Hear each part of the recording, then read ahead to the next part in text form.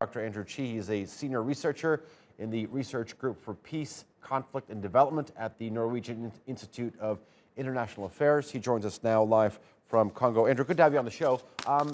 Is France here in a no-win situation when it comes to the region, Sahel? To a degree, yes. I think it's largely, this is dependent upon the approach that they've taken.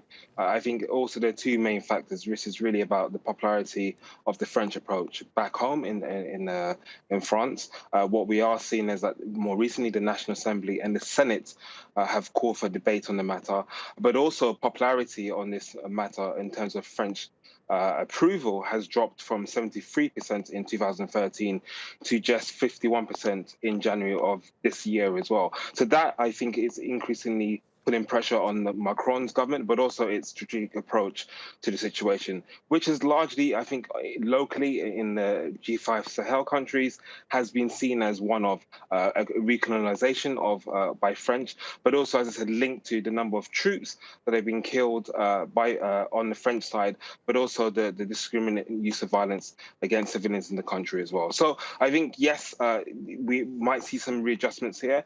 It might be that France starts to focus purely on the Liptako area, which is the border area, which is really going to be reinforced by its operations Takuba in that area. But it's yet to be seen what the outcome will be from this meeting. All right, so Macron may be facing some pressure back home, but there is pressure also on the ground. I mean, in terms of what the best way to move forward would be. I mean, there are some groups defending that, you know, we should be holding talks with the armed groups. There is a disagreement here, isn't there? There is. I mean, France's approach from the beginning has been, we don't negotiate with terrorists, we don't talk to terrorist armed groups.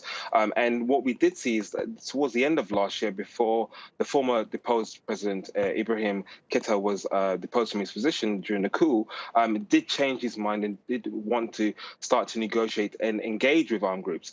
But it's important to note that, as you have also highlighted, that religious groups and civil society groups have already been talking to of these groups in the background. But I think it's really about the G5 states, as in all of the 5 countries, coming together to have more of a proactive stance and strategy towards this, because a lot of the armed groups that we see in this region are local groups that are formed because violence has been used against them by jihadists, or because they've been recruited, or because you have differences between farmer pastoralist groups that have led to more localized militia groups rising. So really, this strategy of not negotiating isn't going to help long term. They need to negotiate, they need to talk to these terrorist groups, but also, like I said, the local militia groups, who in essence were part of the people of Mali as well. All right, that's the negotiating part. In your assessment, what needs to happen in terms of the security situation improving in the region?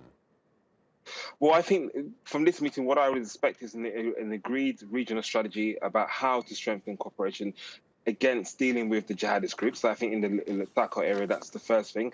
There needs to be a refocus away from counterterrorism to more protection of civilians. And this needs to be part of what I would argue a cohesive and agile stabilization framework. There needs to be more work towards dealing with the transitional period. Mali has an 18-month transitional period that really is about the new constitution, revitalizing the implementation of the peace agreement, bringing more of the armed groups that were not part of the original Algiers group as part of the negotiation to the negotiation table to agree on what's going on, restoring state authority, but also dampening, as I said, the local communal violence that is taking place, because that is going to be key to restoring peace in the long term. And that's going to be really important. And then I would argue, you know, holding security forces accountable for their actions is important as well. But also at both the local and national level, they need to come together to have a joint understanding of the needs and the priorities going forward. Yaw Tchie, some very good recommendations and analysis there. Thank you very much.